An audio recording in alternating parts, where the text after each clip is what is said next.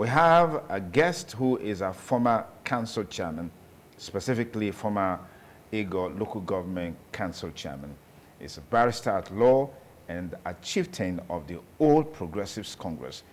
I'd like you to join me. Welcome, Barrister Nosa Adams. Many thanks for coming on the program, TMI. Good morning, Sonny. Good morning. Good to have you here. Good morning, viewers. Okay. We'll be talking about the perspectives, the manifesto, the agenda of the APC governorship candidate for Edo State, Senator Monday Okpebholo. Barrister Adams, once again, thank you for coming. But let's start from the very beginning. Yeah. Less than 3 months, or just about 3 months ago, you were a member of the PDP. But today, you're no longer a member of the PDP. You are now in the APC. Yeah. I believe you, at some point in time, you were in the APC, you moved to the PDP, and now you're back to the APC. I mean, what informed this decision, or is just the usual characteristics of the average Nigerian politician of cross-carpeting at the slightest provocation? You know, Sonny Duke, let me tell you something. We are not in politics for self-aggrandizement. We are not in politics for just self-determination. We are in politics under the influence and support of our followers, our constituents.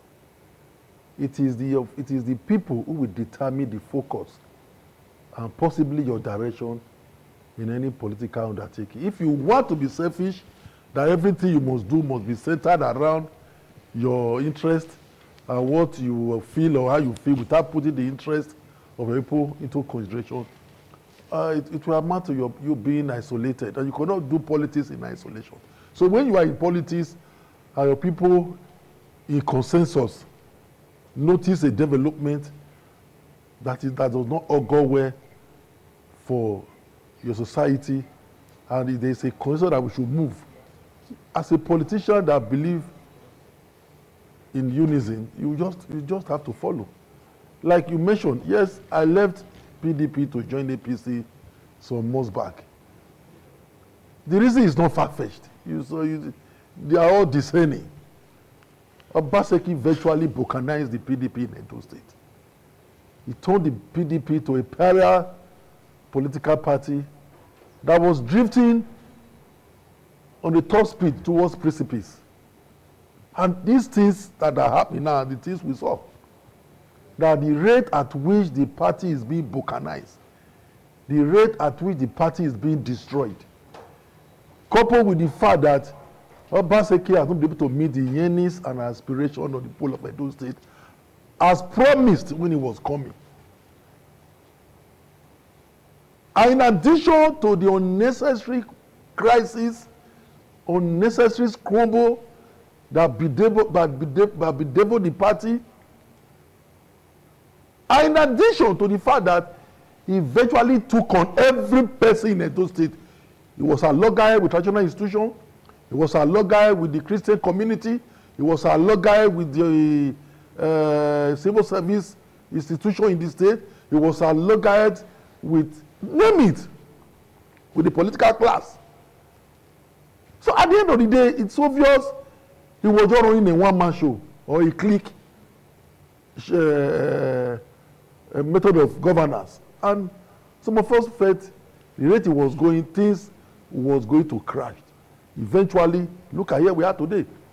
He's left alone with his few clique members in the PDP.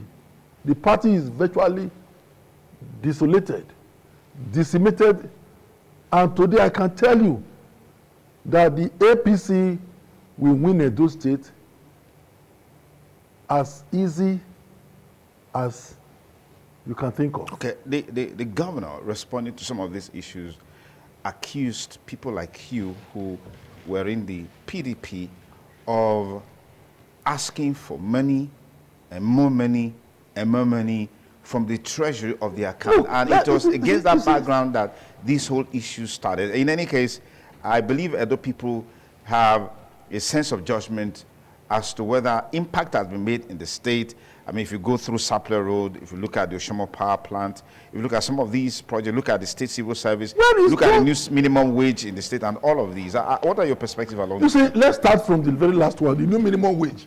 What kind of economic policy is that you have to borrow to pay salary? Is borrowing money to run the government, you borrow to do recorded expenditure.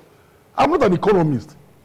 But simple if you're not an economist, how did you know that simple borrowing money to? Of course, you just said you're not an economist. No, listen, I'm not telling you the theory of you borrowing to run government and borrowing to do recorded expenditure is the worst form of economy.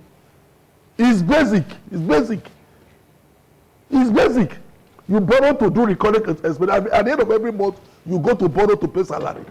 How can you sustain it? How do you justify that statement if the saying in some quarters is that allocation from the federal government has increased since the present administration came with the removal? That is the question you should be asking. In addition to the revenue generation within the state. So how do you justify that statement? No, what I'm saying, in that case, salaries? You will not ask why should it go to borrow to pay salary, because the records are there.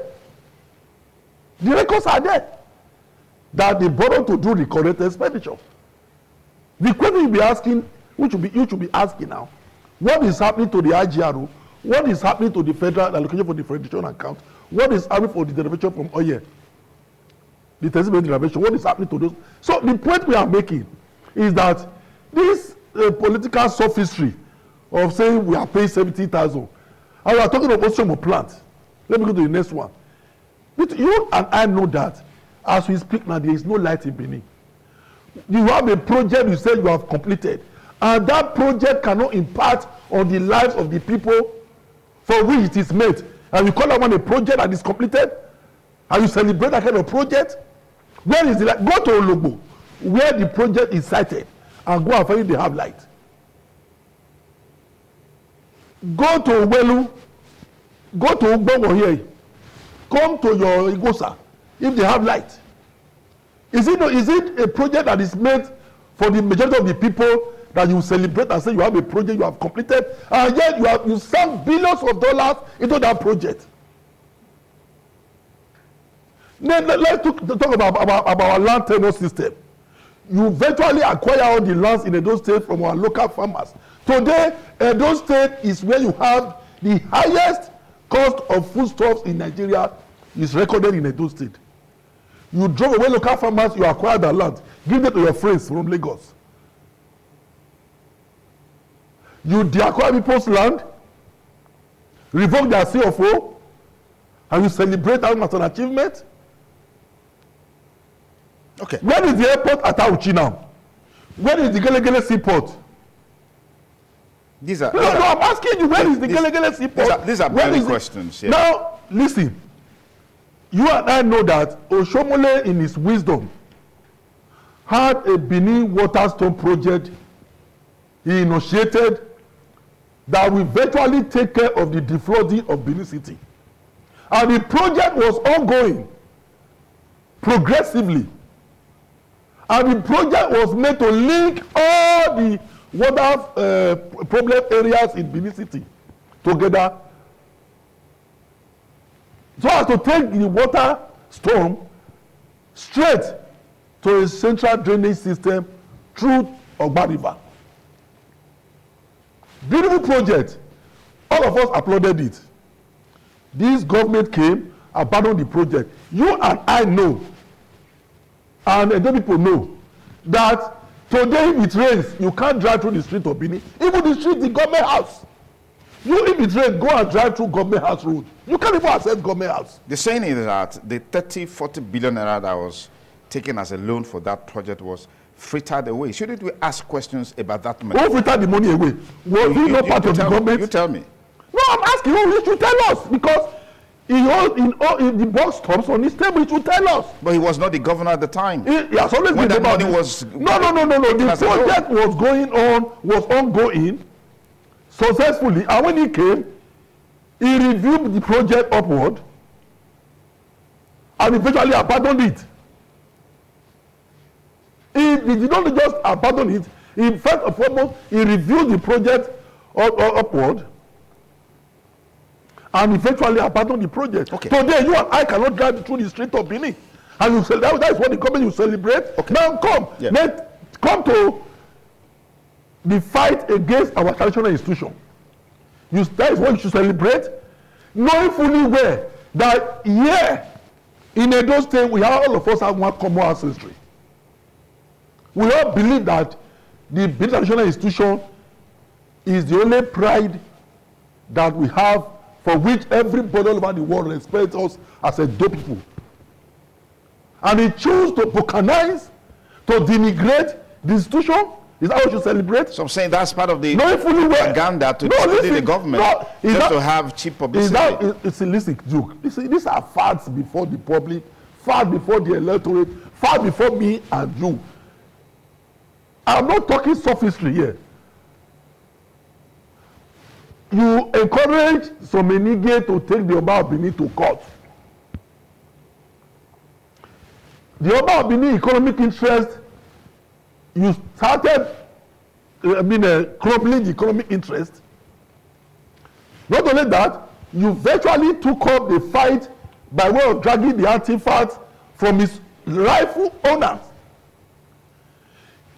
To justify your actions, you moved the central hospital that has been there for 100 years plus now. You move it from the center of Benin City, and in its place, you are building a museum. Who does that? Okay. Let's not answer, because we're pressed. This is a sponsored interview. Yes. We need to stay on course just to help you. Speak to some of these issues more. Yeah. Now we know that on the 21st of September, the APC logo will be on the ballot. Yes. And the PDP logo will be on the ballot. Straight. Governor Baseki, neither Governor Baseki nor Comrade Adams Oshomole will be on the ballot. Yes. So talk to us. No. Do you know why? Just hold on. What is the agenda of your candidate? Wait, I will come to that. Let me tell you why we are more on Obaseki. Because Obaseki is fighting to have a third tenure by proxy. That is his aim. He has gone to Lagos to bring a completely an unknown person from Lagos. So when Oshomole brought in Obaseki, was that third tenure by proxy? No, when Oshomole brought in Obaseki, was that third tenure by proxy? Oshomole, between you and I, regretted his actions. And he owned up and apologized to the people of Edo State. And that was the albatross. I'm sure till tomorrow he will regret. So what we are saying is we have a candidate in the APC who is well equipped and is on a mission to quickly take Edo on the path of rapid progress and even development. Why are you so convinced about this? Yeah, because the man model of the APC has shown capacity, has shown commitment, has shown dedication to the people of Edo State. He has been tested. If somebody who has been elected, who have shown capacity, who have shown commitment, who have shown absolute dedication to the cause of people of Edo State, has shown in what he has done so far in Nisha land, we will have reason to trust him because he has been tested. But look at the PDP candidate. He has not been tested. He is completely outside Edo State when it comes to knowing the people. He cannot even tell you the streets in Benin. He cannot even tell you the streets in his village. Somebody who cannot even speak his language. Somebody who will be talking between you and I. We need an interpreter. Professor Ambrose Ali was a professor of mobile anatomy. He speaks Ishak. You cannot have a governor who is not in touch with the people, who does not know the yearnings and aspiration of the people. That is where Monopole is different. Look at his program. His manifesto is brief, cute, and precise. But he has said that he doesn't need a manifesto. No, he doesn't need to come and be preaching it in public, but he has put it down. So how do we hold him accountable? Look at this, his manifesto. If he has come out to say that he doesn't need a manifesto. No, what it means is that he doesn't need a bogus, ambiguous manifesto to come and be explaining to people of Edo State. He has everything in place already. He has, look, it's very brief, precise, concise. Look at it. Are you bothered by the fact that are you bothered by the fact that there's this feeling that he's not engaging enough with Edo people about his manifesto. He requires, just a moment, he requires people like you to speak for him. No. And of course, for some people like you are shielding him from engaging the people. Listen, yes. The mistake the elites are making in Edo is to the effect that you must come to a stage managed debate. Model Pablo is in touch with the grassroots. You watch out. He goes, yesterday, he visited not less than 20 different communities in Benin State here alone, talking to them. He's a local man. That's the kind of governor we want now. Somebody who is in touch with the grassroots. Somebody who knows the yearnings, aspiration, and the basic need of all of Edo State. We have had enough of this portfolio carrying, laptop ready governor. When we have all the hypotheses inside the laptop. When it comes to implementation, zero. That's not the kind of governor we need in Edo State now. We need a practical governor who does not even require to carry a laptop and wait the laptop before you. Obviously, and his co and his people, we have all the beautiful programs inside their laptop. It's very beautiful. You'll be so impressed. He will explain everything beautifully, but when it comes to implementation, he cannot implement 1% of everything inside that laptop. What kind of governor? We need a realistic governor now who is in touch with the grassroots, who know your yearnings, who know your aspirations, who know my demand, basic demand. Everybody's needs are very, very small and basic. We need a governor who is truly an Edo governor, who we know where it pitches, where it touches us now at this point in time. And Model Pablo has come to come and take us out of the woods. We have suffered in Edo State. Okay. Affliction cannot rise again. PDP has done so much damage to the extent that a serious dichotomy has been created in Edo State. Today you talk of Edo North, Edo South, Edo South. We have never been like this. Abaleke and his progeny, Aso Igodalo, have so polarized Edo State. To the extent they even went to Edo North. Today you hear of Opameri person, you hear of a Sako person. If you go to Omwa, you hear of an MI person, you hear of an Ora person. Because this is the dichotomy about the key and Aso Igodalo have so created. Okay, there's a point that I want you to respond to, which has to do with the feeling that people like you and several other APC leaders are not only shielding your candidate from engaging with the media, but you're supporting him because you see him as someone that you can put there as a placeholder, as a stooge that can't be manipulated or that could be manipulated for your own personal gains and benefits. Okay. Something Governor Basiki has refused to do for the past years. That seems to be the reason why people like you are loggerheads with him, are against him, and all of that. No, Senator Model Pablo, to the glory of God today, is a distinguished senator representing the good people of his land, Edo Central. Right? Has he performed as a senator? Of course, yes. He has shown capacity. That is the point. It's only selling point. If he has performed as a senator, how many bills has he sponsored? How many motions has he moved? How many laws has he sponsored in the National Assembly? It's a simple question. Simple question. You remember he stood on his feet on the floor of the National of the Senate to insist that the Benin Okene Road must be rehabilitated. And as I speak with you, work is ongoing. He moved the motion. Now go and find out the number of community he has given water. Go and find out the number of roads he has constructed. Go and find out the number of schools he has projects he has attracted to his senatorial district. This is used to assess somebody. Not somebody who will be telling you he was director of this, he was chairman of this, and you can't see anything to show for it. Aso Igodalo was chairman, is it Stanley Bank they call it or what? Tell me how many branches he has established in this land. Ask me. He was chairman or was a member of board director in Okomu. Okomu had branches all over the country. Why was he not able to attract a single 1 acre of Okomu branch in this land? He was in Nigeria Brewery, I think as chairman.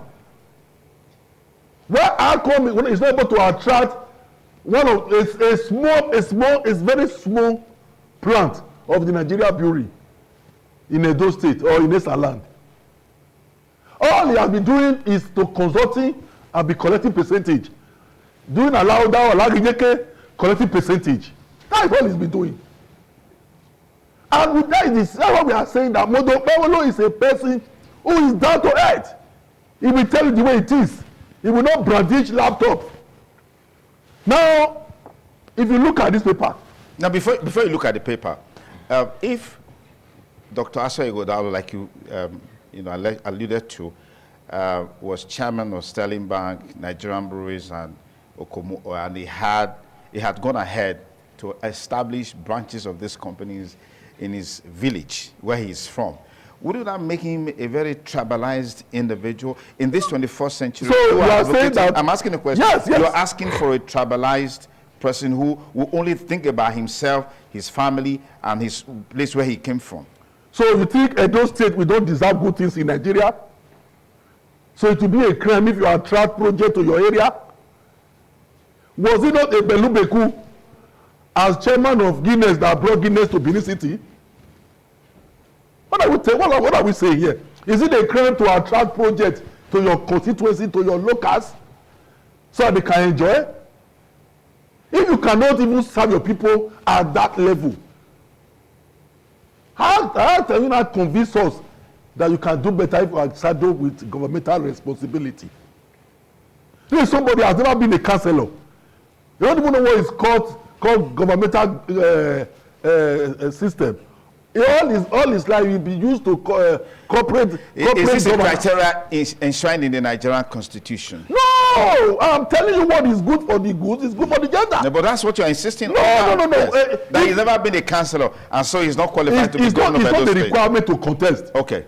But he has a moral burden to look at us and tell us or show us his capacity.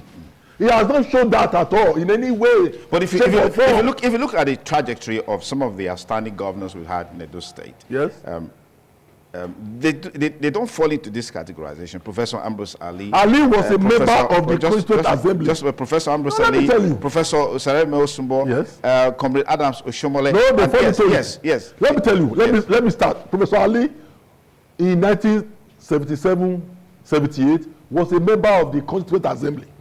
And his show capacity. What was his qualification? Professor Ali? A professor of Mobi that told me that I was living in Ugbowo here. Okay. I was living close to him and I worked with him. Okay. Let's come to Osadebe Osumbo. He went to the Senate, he was a senator. What was his qualification? That's what we are saying now. I'm asking you a question. Just go ahead. He was a professor of law. Okay. Or he's a professor of law. I think he's still a professor of law. He's still teaching now. That Adams Oshomole was a national labor leader, recognized internationally. Okay. He showed capacity. Okay. He confronted the government, he represented the masses. He was a leader of the mass movement that was able to tell Nigerians the way it is. Okay. When it comes to their needs, when it comes to their aspirations. He showed capacity. Okay. Now, let's come to Oyegun. Governor Oyegun was a permanent secretary. And he was, as a PS in Ministry of Communication, he attracted a post office to my community, Ogida. He expanded Benin's post office along the port road as a PS Minister of Communication. Now, let's come to Lucky Gbenedion. Lucky Gbenedion was a council chairman. He showed capacity. He was able to show to us that he can deliver. What was his qualification? I can't remember Lucky Gbenedion. I think he has a BSc also. So he was a graduate? Yes. Okay. Yes. Okay. Bawolo is a graduate. Okay. As we speak. Okay. So we want people that have been able to show to us. Even, listen, that is not even the issue. The issue is that Obaseki brought Aswe Ighodalo because he has so balkanized our socio-economic resources that is afraid of his shadow, that he needed somebody who can cover him up. Okay, let me pause you for a moment. If you just join us, it's still TMI on the ITV network. Our guest here is Barrister Nosa Adams, our chieftain of the APC, former council chairman, Egon local government, ventilating his views on the forthcoming Edo State election, especially as it relates to the candidacy of Senator Monday Okpebholo, who is the APC governorship candidate. There are people who say that the level of political education and political sophistry of those citizens is quite high, and for that reason, they have the capacity to discern and know when politicians are on the trajectory of propaganda and then on the trajectory of the truth. I'd like to get your perspective along these lines as it relates to the governorship coming up on the 21st of September, because we have seen instances where some APC chieftains are on national television and they are saying things that are unfounded. What do you make of this as a challenge in this election? Well, I don't know of APC chieftains that will be on national television and say that are founded. What we say is what we say the way it is. For me, the Edo State project is what I'm passionate about. And very many of our leaders are very passionate about the Edo State project. No reasonable Edo man or woman will be comfortable with the development in Edo State. Politicians, in most cases, will come to government with the intent to do good. Somewhere along the line, they will derail. And that will make it look like the trajectory is not pleasant. Yes, agreed. But that is why we are insisting that this time around, we need somebody who is part of us, who is dwelling among us, who is living among us, who knows us very well. Somebody we can relate with. Somebody who is not too classical for our comfort. This idea of you giving contract as small as supply of stationaries to somebody from Lagos. You want to employ civil servants. You will go and appoint consultants in Lagos and pay the consultant 1.5 billion to come and help you recruit civil servants when you have civil service commission. What's the evidence to that? What's the evidence to that? Find out. Give me the evidence to that. I'm telling you, that's what I'm telling you now. The last two employment that was conducted in those states here was handled by consultants.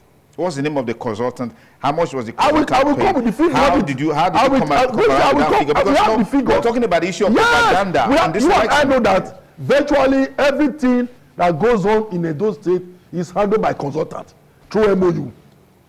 It's a common phenomenon. You and I know that everything is handled by consultants through MOU. The last local government employment they did was handled by consultants. When you have local government service commission, all this is just to fight away our resources. That is the point we are making. We don't want that kind of government now, because and Okpebholo has said it. Everything is going to be doing. Yes, we need foreign direct investment, but not in the form of MOU or consultant. And if there is MOU, it must be result oriented. That is what Okpebholo keeps saying. Is this in the manifesto? Yes. Because I hear that this manifesto that you are brandishing is a manifesto that was orchestrated in the simple agenda of a former PDP governorship candidate, Pastor Sagi Zeya. That can be correct. Look at it, it's here. So the Okpebholo for governor of Edo State, the manifesto, look at it. That's on the front page, but on the inside, that's what is inside. The one you are referring to was so voluminous. Maybe he's been synthesizing to this. That is what you are saying. I don't know about that. Yes. You have to prove that. You have to establish that by facts. You don't just insinuate. This manifesto, I was a member of the committee that prepared this manifesto. That was the first assignment I joined other members of the party to do when I came in. So I don't know where you are, but so it's a lie. This manifesto, we want to reduce it to a very concise, brief, and highly articulated manifesto that you can look at. We are giving this thing out to every resident of Edo State so that tomorrow you can question Monday Okpebholo if he's derailing. This manifesto is to the effect that everything you need as a resident of Edo State, they are all fully encapsulated into this manifesto. As we conclude, this manifesto, listen, let me tell you, Sonny Duke. The purpose of governance is to give meaningful life to the citizen. That is the whole essence of democracy. And that is what Monday Okpebholo is tailored for. Nothing more, nothing less. to make the Edo people feel comfortable, give them social and physical security, provide them with infrastructure, basic infrastructure, good roads, okay, electricity, let me hospitals. We are going to stop that useless thing that is going on in Ring Road. We are returning the hospital back to its rightful location. So what will happen to the structure? No, it can be redesigned. Because you can't do that. All because you want to fight your Benin. The only reason he's doing what he's doing is because he wants to corner the artifact. Okay, let me ask you this final question before we let you go. The election is scheduled for the 21st of September. What's your advice to your candidate, Senator Monday Okpebholo, as it relates to political debate for this election? If there is a debate and it's called for a debate and it's chanced, he will create time to attend any debate. Okay. He is not running away from any debate, but he will not use the time he will use to talk to Edo people to be talking of debate in one corner. So if there is debate and he clashes with his meeting with the grassroots, of course he will prioritize the people. What he is doing, which of course is the best method, is to reach out to the locals, go to the streets, go to the villages, talk to them, tell them what he will give them, what he will provide for them. Is this a model for the APC? Because we saw something like this with President Bola Ahmed Tinubu in the last general election. I don't know about Bola Ahmed Tinubu. I only know about the governorship candidate of the APC, most distinguished Senator Monday Okpebholo, who is reaching out to the electorate. He doesn't have security network talks to fight with. He doesn't have security network to come and ring for him.